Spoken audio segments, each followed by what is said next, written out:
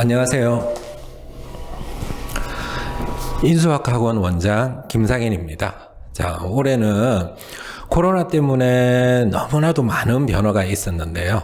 특히 교육계에 있어서만큼은 너무나도 큰 변화가 있었던 것 같습니다.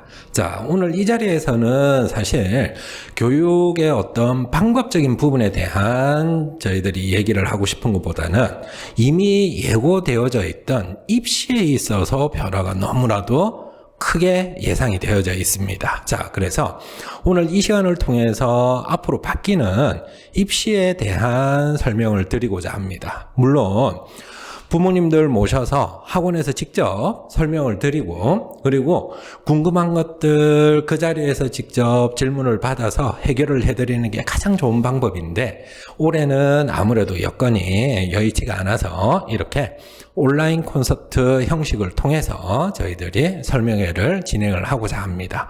앞으로 아무래도 변화가 너무 크기 때문에 한 번에 어떤 이런 기회를 통해서 저희들이 모든 걸 다 설명을 드리기가 조금 힘듭니다. 그래서 저희 학원에서는 이 온라인 입시 콘서트 자체를 정기적으로 진행을 하면서 각 분야별로 하나씩 학부모님들의 궁금증을 채워드리고자 합니다. 앞으로도 계속 관심을 가져주시고 궁금한 점들이 있다면 언제든 저희 학원으로 연락을 주셔서 선생님들한테 자료뿐만 아니라 설명이 필요하신 부분들은 말씀을 해주시면 언제든 저희들 강사뿐만 아니라 저희 원장도 마찬가지로 성실히 답변을 해드릴 수 있도록 하겠습니다. 자, 그러면 저희들 첫 온라인 입시 콘서트 이번 주제는 여기 나와 있는 것처럼 2024학년도, 즉 현재 중학교 3학년들입니다. 중3부터 달라지는 생활기록부에 관한 저희들 설명회를 진행을 하도록 하겠습니다. 자, 오늘 설명회는 저희 학원의 대표 강사를 맡고 있는 김상현 선생님께서 진행을 해 주실 겁니다. 자, 김상현 선생님 소개해 드리겠습니다. 네, 안녕하세요. 자, 소개받은 인수학학원 대표 강사 김상현입니다. 자, 지금부터 저랑 같이 2024학년부터 바뀌는 입시에 대해서 같이 조금 알아보도록 하겠습니다. 자, 지금부터 현재 기준 2020년 기준으로 중3 아이들이 치르게 되는 2024학년도 입시의 변화에 대해서 같이 한번 알아보도록 하겠습니다. 먼저 24학년도부터의 입시 변화의 가장 큰 두 가지를 제가 이렇게 요약을 좀 했습니다. 자, 전형별 선발 인원의 변화와 학생부 종합 전형 방식의 변화입니다. 자, 제가 이번 시간에 가장 역점을 두고 말씀드릴 부분은 두 번째, 학생부 종합 전형 방식의 변화입니다. 이게 어마무시하게 변화가 많습니다. 그래서 이 부분에다가 제가 좀 많은 시간을 투자하도록 하겠습니다. 먼저 선발 인원의 변화는요, 서울 16개 주요 대학들이 정시가 40%를 선발합니다. 자, 이 16개 주요 대학이라는 것은요, 자, 이런 학교들입니다. 제가 가나다 순으로 정했는데, 자, 오늘께서 쭉 보시면 아시겠지만은 그냥 가장 상위권 16개 대학입니다. 결국은 이 우리나라의 입시를 좌우하는 가장 핵심적인 16개 대학들입니다. 그러면 이 핵심적인 대학들 16개 대학들이 정시가 40%까지 올라간다는 것은 나머지 대학들도 당연히 정시가 40%까지 올라가리라 예상을 할 수가 있거든요. 자, 그러면 이 정시 비율이 40%까지 올라감으로 해서 우리 아이들의 어떤 입시에 어떤 변화가 있고 우리가 어떻게 준비를 해야 되는지는 제가 요 다음번 입시 콘서트에서 따로 주제를 잡아서 자세하게 말씀드리겠습니다. 그래서 이번 시간에는 정시가 40% 선까지 올라가는구나 정도로만 머릿속에 담아두시고 계시면 될 것 같습니다. 자, 중요한 것은 종합 전형 방식의 변화입니다. 자, 이 종합 전형 방식의 변화를 제가 세 가지의 키워드로 잡았습니다. 이 세 가지 키워드, 첫 번째, 반영 항목의 축소입니다. 반영 항목의 축소, 학교 생활 기록부가 많이 축소가 됩니다. 자, 두 번째, 블라인드 평가입니다. 이게 어떤 의미인지는 또 제가 따로 말씀을 드릴 것이고요. 자기소개서가 폐지가 됩니다. 이 세 가지가 가장 핵심적인 방식의 변화인데요. 이게 엄청나게 큰 변화입니다. 자, 이 각각의 변화들을 제가 하나하나 자세하게 말씀을 드리도록 하겠습니다. 먼저 생활기록부 반영 항목의 축소입니다. 자, 이게 가장 핵심이 될 것 같습니다. 반영 항목이 축소가 됩니다. 자, 근데 기본적으로 어머님들 요거는 좀 구별하실 수 있어야 됩니다. 반영이 된다는 것과 기재가 된다는 것은 조금 다른 얘기거든요.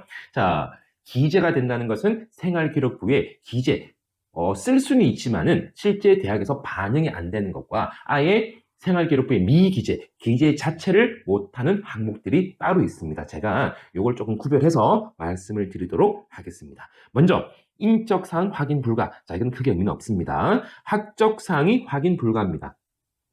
여기서 말하는 학적사항이라는 것은 우리 아이들의 출신 고등학교를 말하는 겁니다. 우리 아이가 어떤 고등학교를 졸업했는지, 어디 출신인지를 알 수가 없습니다. 자, 이거는 어떤 의미를 가지는지는 블라인드 평가라는 그 항목에서 제가 나중에 따로 말씀드리도록 하겠습니다. 자, 수상 경력입니다. 자, 이 수상 경력이라는 것은 실제로 이제 교내 대회의 수상 경력을 말하는데 이것이 미반영입니다.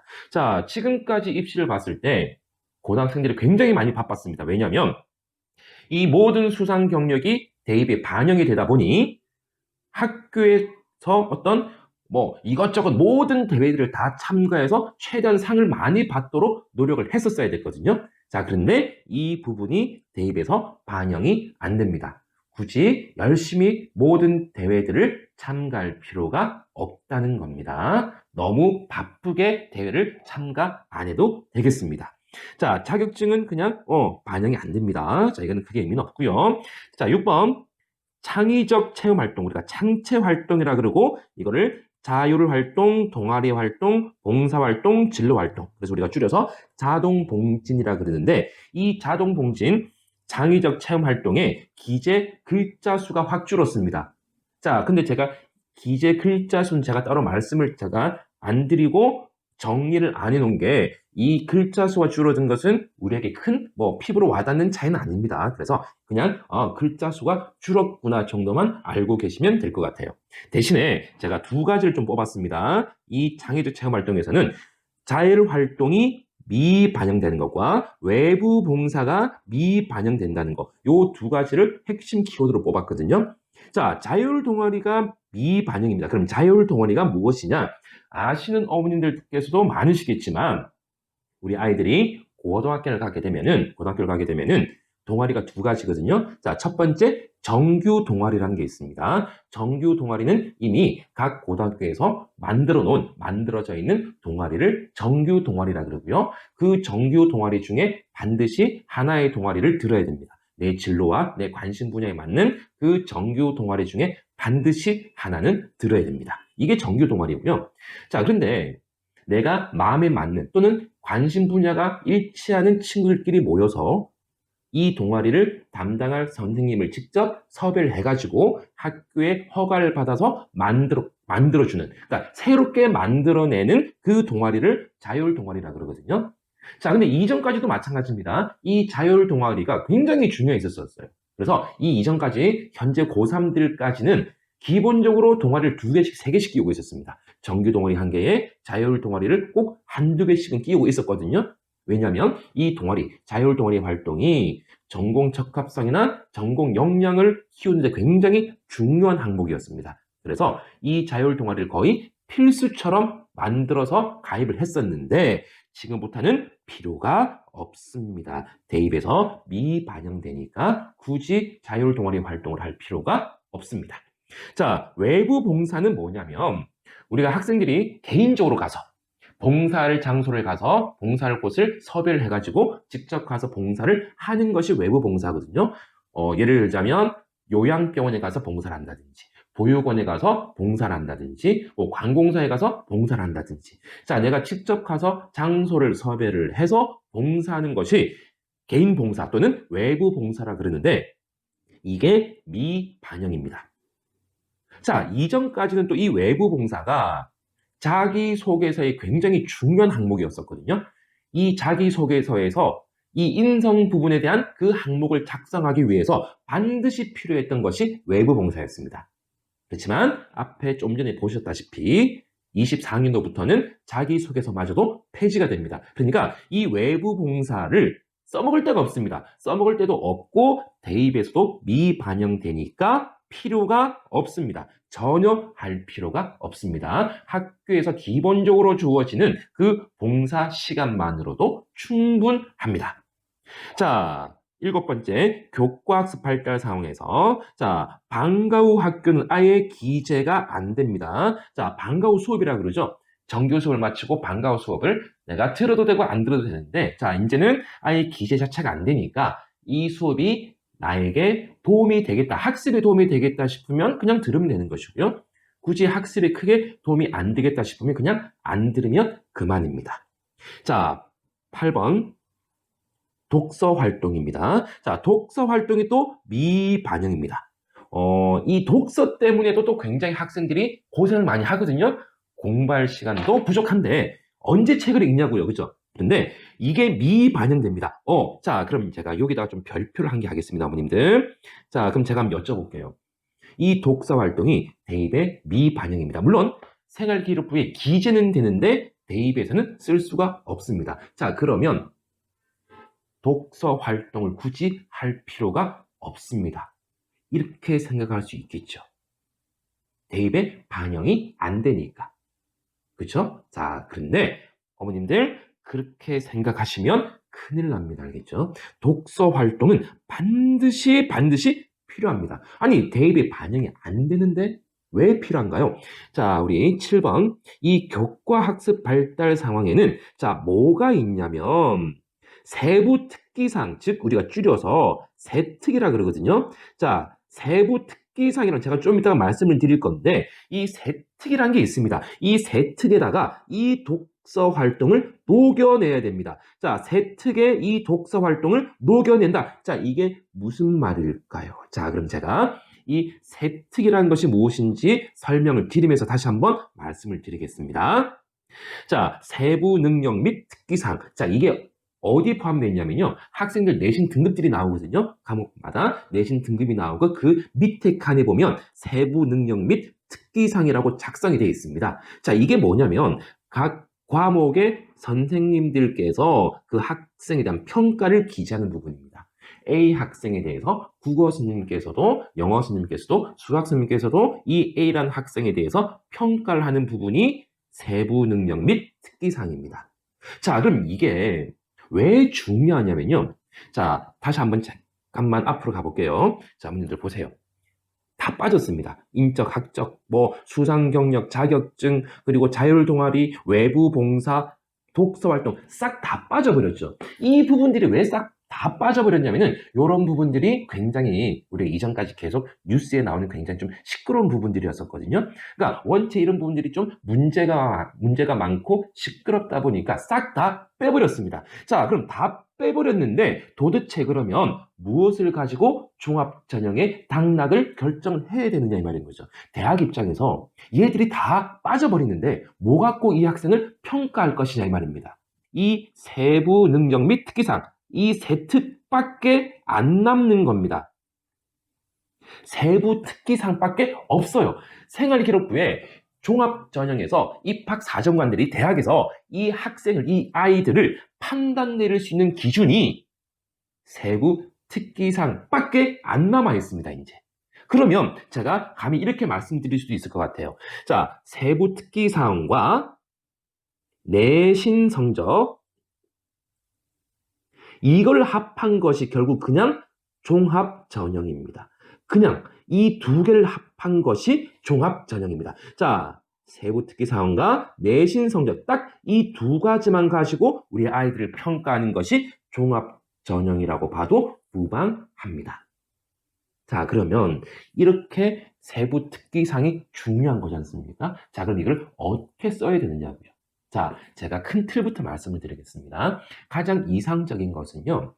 우리 아이들이 고등학교 입학할 때 또는 입학 전에 희망 진로나 희망 학과를 먼저 선정을 하는 것이 가장 좋습니다.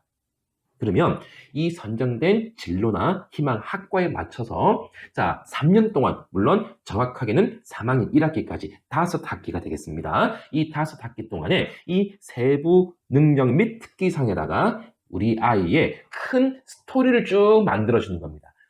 이 아이가 이 학과에 관심이 있고 이 학과를 가기 위해서 무엇을 어떻게 열심히 준비해 왔는지 그 3년치의 스토리를 보여주는 것이 세특이라고 생각하시면 되겠습니다. 굉장히 좀 어려운 말입니다. 그죠?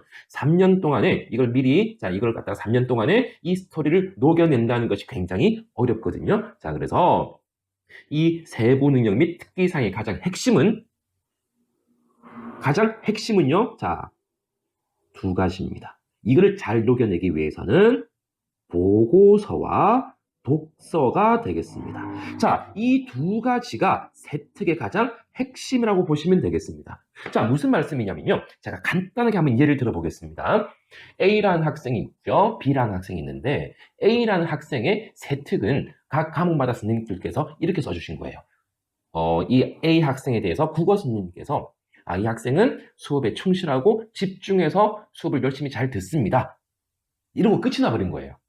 그런데 B 학생에 대해서는 이 학생은 이 교과 과정에 있는 그 소설의 전문을 찾아서 읽고 그 소설이 가지는 의미와 내용적인 중요성을 갖다가 정리해서 보고서로 작성을 해서 발표를 하고 그리고 그 보고서를 작성하고 그 조사라는 과정에서 담당 선생님께 질문을 하고 이렇게 많은 활동을 했기 때문에 이 학생은 굉장히 성실한 학생입니다. 모범적인 학생입니다. 두 개의 세특이 있는 겁니다. 어머님들, A 학생은 그냥 성실하답니다. 그냥 수업에 충실하대요. 어머님들께서도 그런 생각 들지 않습니까? 그냥, 이 얘기는 하나만한 얘기겠구나. 그러면 입학 사정관들도 이걸 어떻게 받아들일까요? 이 학생은 별로 그냥 한 게 없구나. 수업만 들었구나. 이렇게 판단 내릴 수밖에 없는 거죠. 근데 B 학생도 똑같이 성실하고 충실하게 수업을 임했지만 구체적인 게 보이니까요. 구체적으로 이 학생이 뭔가 노력을 했지 않습니까? 전문, 책에는 일부만 나와 있지만 전문을 읽고 이거에 대해서 자료를 조사를 하고 질문을 하고 보고서를 쓰고 그러니까 결과적으로 또 책을 읽고 여러 가지 노력을 해가지고 이 노력한 결과를 그대로 세부 특기상에 녹여내는 거죠. 그러면 당연히 어머님들께서 보셔도 누구에게 좋은 점수를 주시겠냐고요. 그렇죠? A보다는 B에게 훨씬 후한 점수를 주시지 않을까요? 그러면 이 구체적인 노력의 흔적들을 보여주는 것이 보고서와 독서입니다. 그래서 이 독서라는 것이 앞에도 말씀드렸지만 독서 활동이 구체적으로 대입에는 미반영되지만 이런 책들을 읽음으로 해가지고 이것을 갖다가 각 과목마다의 세부 특기상에 녹여내는 것이 가장 핵심입니다. 세특의 작성의 가장 핵심이라고 보시면 되겠습니다. 다음에는 블라인드 평가에 대해서 말씀드리겠습니다. 이 블라인드 평가라는 것은 우리 아이들의 출신 학교가 가려지는 겁니다. 여기서 말씀드린 출신 학교라는 것은 우리 아이의 고등학교 이름이 중요한 건 아니지 않습니까? A 고등학교냐, B 고등학교냐, 이게 중요한 것은 아니고요. 이 출신 고등학교의 유형입니다, 유형. 여기서 말하는 출신 고등학교 유형이라는 것은 이 학생이, 쉽게 말해서 출신 고등학교가 특목인지, 자사고인지, 일반고인지, 이것을 이야기하는 겁니다. 이 학생들의 출신 고등학교 유형들을 알 수가 없습니다. 이런 부분들이 블라인드가 되는데, 우리가 보통 이 영상을 듣는 어머니들께서 뭐 특목이나 자사를 목표로 하는 어머니들도 있을 것이고요. 또 자사고를 다니는 학생의 어머니들도 있을 수 있습니다. 그렇지만 대부분이 일반고 학생들의 어머님들이 대부분일 거라고 생각을 해요. 그러면 우리 블라인드 평가가 됨으로 해서 일반고 학생들이 불리해졌을까요? 유리해졌을까요? 물론 어머님들 너무 걱정하실 필요는 없습니다. 굉장히 크게 달라진 건 아닙니다. 굉장히 불리해지고 굉장히 유리해지고 이런 건 아닙니다. 다소간 일반고 학생들이 불리해졌을까요? 유리해졌을까요? 자, 결론부터 말씀드리면 불리해졌습니다. 이게 왜 불리해졌는지, 자, 요거는 제가, 요것도 마찬가지입니다. 제가 오늘 어머님들께 말씀드리고자 하는 것은 이 블라인드 평가가 핵심이 아니기 때문에, 자, 일단 이 블라인드 평가에 대해서는 요 정도만 말씀을 드리고, 왜 불리한지, 그리고 이것을 극복하기 위해서는 뭐가 필요한지, 우리 일반고 학생들에게 이걸 극복하기 위해서는 뭐가 필요한지는 또 다음번 다른 주제로 말씀을 드리겠습니다. 그때까지 어머님께서 한번 고민을 해보시는 거 괜찮을 것 같아요. 왜 우리 일반고 학생들이 블라인드가 되면 불리할까? 한번 고민을 해보시는 것도 괜찮을 것 같습니다. 물론 어머님들이 숙제는 아닙니다.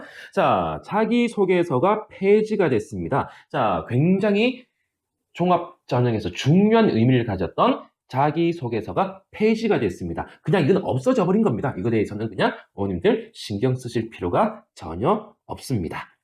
지금까지 제가 이제 시간 관계상 좀 핵심적인 내용만 좀 짚어봤거든요. 자, 그런데 앞에서 말씀드렸던 각종 보고서, 그죠? 세부 특기상에서 굉장히 중요한 의미를 가지는 보고서, 그리고 독서 목록에 대해서 자, 저희들도 계속 연구를 하고 준비를 하고 있습니다.